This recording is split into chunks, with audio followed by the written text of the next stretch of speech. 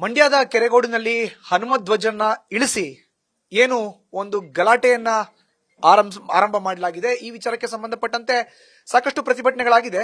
BJP JDS ಕೂಡ ಜಂಟಿಯಾಗಿ ಪ್ರತಿಭಟನೆಯನ್ನ ನಡೆಸಿದ್ದಾಗಿದೆ. ಬಟ್ ರಾಜ್ಯ ಸರ್ಕಾರ ಈಗ ಹೇಳ್ತಾ ಇರೋದೇನು, ನಮಗೆ ಮುಚ್ಚಳಿಕೆಯನ್ನ ಬರೆದುಕೊಟ್ಟಿದ್ದಾರೆ, ಒಂದು ರಾಷ್ಟ್ರ ಧ್ವಜ ಅಥವಾ ಕನ್ನಡ ಧ್ವಜವನ್ನ ಮಾತ್ರ ಹಾರಿಸಬೇಕು ಅಂತ. ಈ ವಿಷಯಕ್ಕೆ ಸಂಬಂಧಪಟ್ಟಂತೆ ನ್ಯೂಸ್ ಫಸ್ಟ್ ಜೊತೆ ಮಾತನಾಡಲಿಕ್ಕೆ ವಿಧಾನಸಭೆಯ ವಿಪಕ್ಷ ನಾಯಕರಾಗಿರುವಂತಹ ಆರ್ ಅಶೋಕ್ ಇದ್ದಾರೆ, ಅವ್ರನ್ನ ಮಾತಾಡಿಸ್ತೀನಿ.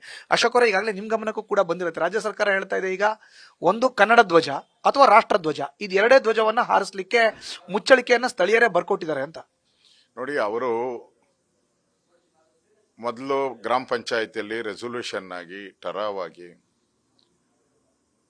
ರಾಮ ದೇವಸ್ಥಾನ ಇದೆ, ಅಲ್ಲಿ ರಾಮ ಆಂಜನೇಯನ ದೇವಸ್ಥಾನ ಇದೆ ಆ ಸ್ಥಳದಲ್ಲಿ, ಅಲ್ಲಿಂದ 30 ಮೀಟರ್ ದೂರದಲ್ಲಿ ಈ ಫ್ಲಾಗ್ ಹಾಕಿರೋವಂಥದ್ದು. ಎಲ್ಲೋ ದೂರ ಅಲ್ಲ ಹಾಕಿರೋದು, 33 ಸುಮಾರು 15 ವರ್ಷದಿಂದನೂ ಕೂಡ ಅಲ್ಲಿ ಧ್ವಜ ಹಾರಾಟ ಆಗ್ತಾ ಇತ್ತು. ರಾಮನವಮಿಗೆ ಹನುಮಂತ ಧ್ವಜವನ್ನು ಹಾರಿಸ್ತಾ ಇದ್ರು, ಯಾವಾಗೂ ಹಾರಿಸ್ತಾ ಇದ್ರು. ಅಲ್ಲಿ ಸ್ವಂತ ಇದರಿಂದ ಕಟ್ಟಿರೋದು, ಸರ್ಕಾರದ ಯಾವುದು ಇಲ್ಲ ಅದರಲ್ಲಿ.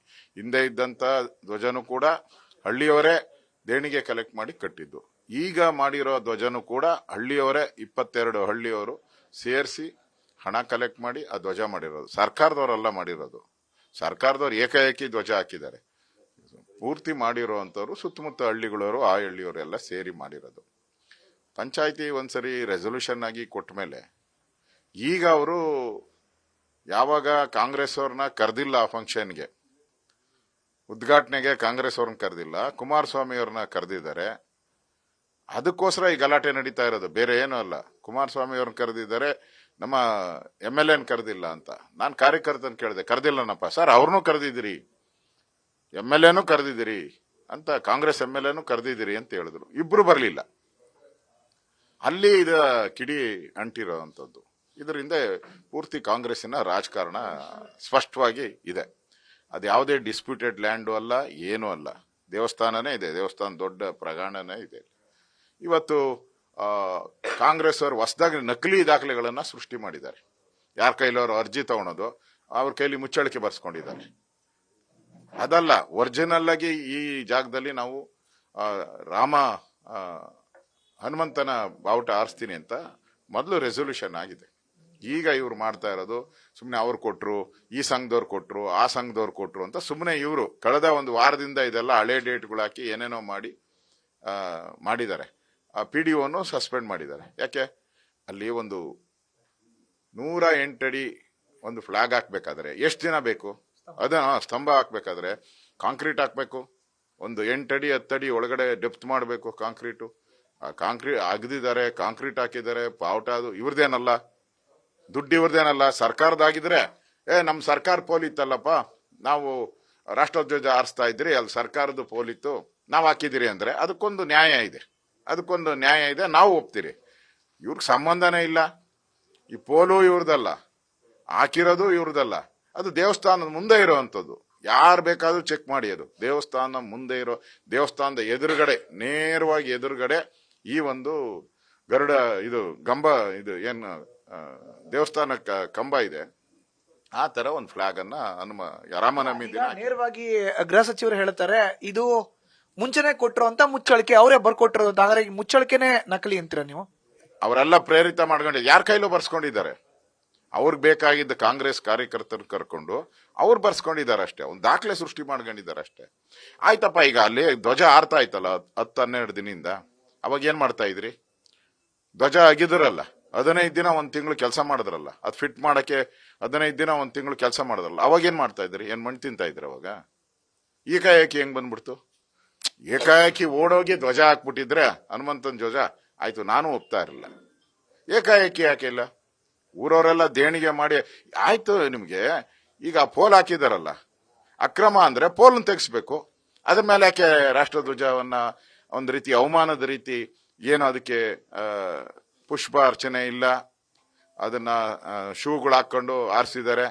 ಮಧ್ಯಾಹ್ನ 3 ಗಂಟೆಗೆ ಧ್ವಜಾರೋಹಣ, ನಾವೆಲ್ಲ ಹೋಗಿ 106 ಸರಿ ಧ್ವಜಾರೋಹಣ ಮಾಡಿದ್ರಿ. ಬೆಳಗ್ಗೆ 9 ಗಂಟೆ ಒಳಗಡೆ ಮಾಡಬೇಕು, ಸಂಜೆ 6 ಗಂಟೆ ಮೇಲೆ ಇಳಿಸ್ಬೇಕು. ಏನು ಇಲ್ಲ ಅದು ಅಂದ್ರೆ ಹನುಮಂತ ಧ್ವಜ ತೆಗಿಯಕ್ಕೆ ಕೌಂಟ್ರ್ ಏನ್ ಬೇಕು, ಅದಕ್ಕೆ ಈ ಬಾವುಟನ ಇಟ್ಕೊಂಡಿದ್ದಾರೆ ಅಷ್ಟೇ ಕಾಂಗ್ರೆಸ್ ಅವರು. ಎರಡಕ್ಕೂ ಅವಮಾನ ಮಾಡಿದ್ದಾರೆ, ಹನುಮಂತ ಧ್ವಜಕ್ಕೂ ಅವಮಾನ ಮಾಡಿದ್ದಾರೆ, ರಾಷ್ಟ್ರಧ್ವಜಕ್ಕೂ ಕಾಂಗ್ರೆಸ್ ಅವರು ಅವಮಾನ ಮಾಡಿದ್ದಾರೆ. ಲೋಕಸಭಾ ಚುನಾವಣೆ ಬರ್ತಾ ಇದೆ, ಅದಕ್ಕೊಂದು ಇಶ್ಯೂ ಬೇಕು. ಮಂಡ್ಯದಲ್ಲಿ ಬಿಜೆಪಿಗೆ ಬೇಸಿಲ್ಲ, ಜೆಡಿಎಸ್ ಜೊತೆ ಸೇರ್ಕೊಂಡು ಗಲಾಟೆ ಮಾಡ್ತಾರೆ ಅನ್ನೋ ಆರೋಪ ಸರ್.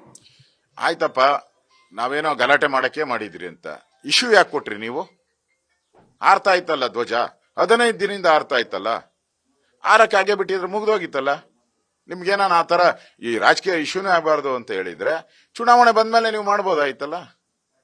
MP ಚುನಾವಣೆ ಆದ್ಮೇಲೆ ನೀವು ಏನ್ ಬೇಕೋ ಮಾಡ್ಬೋದಾಯ್ತಲ್ಲ ಕಾನೂನು ಕ್ರಮ. ಬೇಡ, ಅಷ್ಟು ಬೇಡ. ನೋಟಿಸ್ ಕೊಟ್ಟು ಅವ್ರಿಗೆ, ಗ್ರಾಮ ಪಂಚಾಯತಿ ಅವ್ರಿಗೆ ಯಾರ್ಯಾರು ಹಾಕಿದ್ರು ಅವ್ರಿಗೆ ನೋಟಿಸ್ ಕೊಟ್ಟು, ಯಾಕಪ್ಪ ಹಾಕಿದ್ದೀರಾ, ಪರ್ಮಿಷನ್ ತಗೊಂಡಿದ್ದು ಹಿಂಗೆ ನೀವು ಅಂತ ಕೊಡೋ, ಈ ದಾಖಲೆ ಏನಕ್ಕೆ ಕೊಟ್ಟಿದ್ದಾರೆ. ನಾವು ಕೋರ್ಟ್ ಅದು ಒರಿಜಿನಲ್ ಡೂಪ್ಲಿಕೇಟ್ ಕೋರ್ಟ್ ಅಲ್ಲಿ ತೀರ್ಮಾನ ಆಗೋದು. ಫಸ್ಟ್ ಅಪ್ಲೈ ಮಾಡಿದವ್ರು ಯಾರು, ಇವ್ರು ಯಾರ ಹತ್ರ ಅರ್ಜಿ ತಗೊಂಡಿದ್ದಾರೆ, ಯಾರಿಗೆ ಸರ್ಟಿಫಿಕೇಟ್ ಕೊಟ್ಟಿದ್ದಾರೆ, ಅದೆಲ್ಲ ತೀರ್ಮಾನ ಆಗೋದು. ಇಲ್ಲೆಲ್ಲ ಓನ್ಲಿ ಕಾಂಗ್ರೆಸ್ ಅವರು ಹಿಂದೂ ವಿರೋಧಿ ನೀತಿ, ರಾಮನ ವಿರೋಧ ನೀತಿ. ರಾಮ ಆಯ್ತು, ಈಗ ಅಯೋಧ್ಯೆಯಲ್ಲಿ ರಾಮ ಪ್ರತಿಷ್ಠೆ ಆಯ್ತು, ಹನುಮಂತನ ಹಿಡ್ಕೊಂಡು ಅವರಿಗೆ, ಹನುಮಂತನ ಬಾಲಕ್ ಬೆಂಕಿ ಹಚ್ಚವ್ರೀಗ. ಹನುಮಂತ ಬಾಲಕ್ ಬೆಂಕಿ ಹಚ್ಚಿ ಲಂಕೆ ಏನಾಯ್ತು ಗೊತ್ತಾ? ಹಂಗೆ ಹಿಂಗೆ ಕಾಂಗ್ರೆಸ್ ಕೂಡ ಸರ್ವನಾಶ ಆಗೋತತೆ, ಸರ್ವನಾಶ ಆಗೋತತೆ ಕಾಂಗ್ರೆಸ್. ನನ್ನ ಕಡೆ ಪ್ರಶ್ನೆ ಸರ್, ಈಗ ಸರ್ಕಾರಕ್ಕೆ ಏನ್ ಎಚ್ಚರಿಕೆ ಕೊಡ್ತೀವಿ ಸರ್? ಅವ್ರು ರಾಷ್ಟ್ರಧ್ವಜ ಹಾರಿಸಲಿಕ್ಕೆ ಇವತ್ತೆಲ್ಲರೂ ಹೋಗ್ತಾರೆ, ಕಾಂಗ್ರೆಸ್ ನಾಯಕರೆಲ್ಲ ಅಲ್ಲಿ ಒಂದ್ ಕಡೆ ಸೇರ್ತಾ ಇದಾರೆ ಬಿಜೆಪಿ ಮತ್ತೆ ಜೆಡಿಎಸ್ ನಾಯಕರ ವಿರುದ್ಧ. ನೋಡಿ, ರಾಷ್ಟ್ರಧ್ವಜ ನಾವು ಫಸ್ಟ್, ಈ ಕಾಂಗ್ರೆಸ್ ಅವರು ಅನುಮತಿನೇ ಕೊಡ್ಲಿಲ್ಲ. ಕಾಶ್ಮೀರದಲ್ಲಿ ರಾಷ್ಟ್ರಧ್ವಜ ಹಾರ್ಸಕ್ ಹೋದಾಗ ನಾವು ಲಾಲ್ ಚೌಕದಲ್ಲಿ ಅವರು ಪಾಕಿಸ್ತಾನದವರು ಸವಾಲ್ ಕೊಟ್ರು, ನಿಮ್ಗೆ ಹುಟ್ಟಿದ್ರೆ ಭಾರತದಲ್ಲಿ ನೀವು ಹಿಂದೂಗಳಿಗೆ ಹುಟ್ಟಿದ್ರೆ, ನೀವು ಭಾರತೀಯರಾಗಿದ್ರೆ ಬಂದು ಬಾವುಟ ಹಾರಿಸಿ ಅಂತ ಹೇಳಿದ್ರು. ನಾವು ಸಾವಿರಾರು ಜನ, ಸುಮಾರು 15,000 ಜನ ಇಡೀ ಕನ್ಯಾಕುಮಾರಿಯಿಂದ ಕಾಶ್ಮೀರದವರೆಗೂ ಹೋಗಿ ಲಾಲ್ ಚೌಕದಲ್ಲಿ ಬಾವುಟ ಹಾರ್ಸಕ್ ಹೋದಾಗ ತಡೆದವ್ರು ಯಾರು? ಇದೇ ಕಾಂಗ್ರೆಸ್ ಅವರು. ಈಗ ಯಾಕೆ ಮಾನ ಮರ್ಯಾದೆ ಇದೆಯಾ ಅವ್ರಿಗೆ? ಮಾನ ಮರ್ಯಾದೆ ಬೇಕಲ್ಲ. ಅಲ್ಲಿ ಯಾಕೆ ತಡೆದ್ರಿ ಬಾವುಟ ಹಾರ್ಸಕ್ಕೆ? ಅಲ್ಲಿ ಲಾಲ್ ಚೌಕದಲ್ಲಿ ನಾವು ಭಾರತೀಯ ತ್ರಿವರ್ಣ ಧ್ವಜ ತಾನೇ ಹಾರ್ಸಕ್ ಹೋಗಿದ್ದು, ಆ ರಾಷ್ಟ್ರಧ್ವಜವನ್ನ. ಅವಾಗ ಯಾಕೆ ತಡೆದ್ರಿ?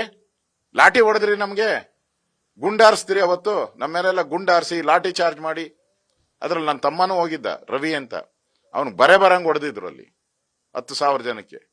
ಮುರಳಿ ಮನೋಹರ್ ಜೋಶಿ ನೇತೃತ್ವದಲ್ಲಿ ಪ್ರತಿಭಟನೆ ಆಗಿತ್ತಲ್ಲಿ. ಅಂದ್ರೆ ರಾಷ್ಟ್ರಧ್ವಜ ಅಲ್ಲಾರ್ಸಕ್ ಹೋದಾಗ ಅದಕ್ಕೆ ಅನುಮತಿನೇ ಕೊಡಲ್ಲ, ಗೋಲಿಬಾರ್ ಮಾಡ್ತೀರಾ, ಲಾಠಿ. ಇಲ್ಲಿಗೆ ನಿಮ್ಗೆ ಯಾವ ಪ್ರೀತಿ ರಾಷ್ಟ್ರಧ್ವಜದ ಮೇಲೆ? ನನಗೆ ಅರ್ಥ ಆಗ್ತಾ ಇಲ್ಲ. ಏನ್ ವಿಶೇಷ ಪ್ರೀತಿ ಬಂದ್ಬಿಡು ಅಂತ. ನೋಡಿ, ಈ ಹಿಂದೂಗಳನ್ನ ಕೆಣಕ್ಬೇಡಿ ನೀವು.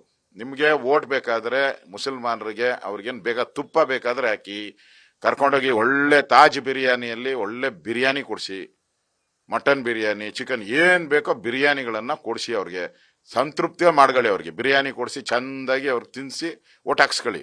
ಹಿಂದೂಗಳನ್ನ ಕೆಣಕಕ್ ಬರಬೇಡಿ. ಹಿಂದೂಗಳನ್ನ ಕೆಣಕಿದ್ರೆ ನಿಮ್ಗೆ ಅಯೋಧ್ಯೆ ಹೆಂಗೆ ಎಷ್ಟು ಜನ ಕೆಣಕಿದ್ರು, ಯಾರ್ಯಾರು ಮಲಯಾಮ್ ಸಿಂಗ್ ಯಾದವ್, ಲಲ್ಲು ಪ್ರಸಾದ್, ಯಾರ್ಯಾರು ರಾಜೀವ್ ಗಾಂಧಿ ಯಾರ್ಯಾರು ಕೆಣಕಿದ್ರು ಅವ್ರಿಗೆಲ್ಲ ಒಳ್ಳೇದೇ ಆಗಿಲ್ಲ. ಈಗ ರಾಮ ಮಂದಿರ ಮೋದಿಯವರು ನಿರ್ಮಾಣ ಮಾಡಿದ್ದಾರೆ. ಇಂಥ ಸಂದರ್ಭದಲ್ಲಿ ರಾಮ ಭಕ್ತ, ರಾಮ ಭಕ್ತ ಹನುಮ, ಅವನ ಭಕ್ತಿಗೆ ಎದುರೇ ಇಲ್ಲ ಯಾರು, ಇಡೀ ವಿಶ್ವದಲ್ಲೇ ಎದುರಿಲ್ಲ. ಅಂತ ಭಕ್ತಿಯನ್ನ ತೋರಿಸ್ತಂತ ರಾಮನಿಗೆ ಹನುಮನಿಗೆ ಅಪಚಾರ ಮಾಡಬೇಡ್ರಿ ಅಂತೇಳಿ ನಾನು ಕಾಂಗ್ರೆಸ್ ಅವರಿಗೆ ತಿಳಿ ಹೇಳಕ್ಕೆ ಇಷ್ಟಪಡ್ತೀನಿ. Thank you sir. ಇದು ಒಟ್ಟಾರೆ ಆರ್ ಅಶೋಕ್ ಅವರ ರಿಯಾಕ್ಷನ್. ಕ್ಯಾಮರಾ ಪರ್ಸನ್ ಮುರಳಿ ಜೊತೆ Madhusudan, news first Kannada, Bengaluru. News first ನಿರ್ಭೀತಿಯಿಂದ ನಿಮ್ಮ ಪರವಾಗಿ.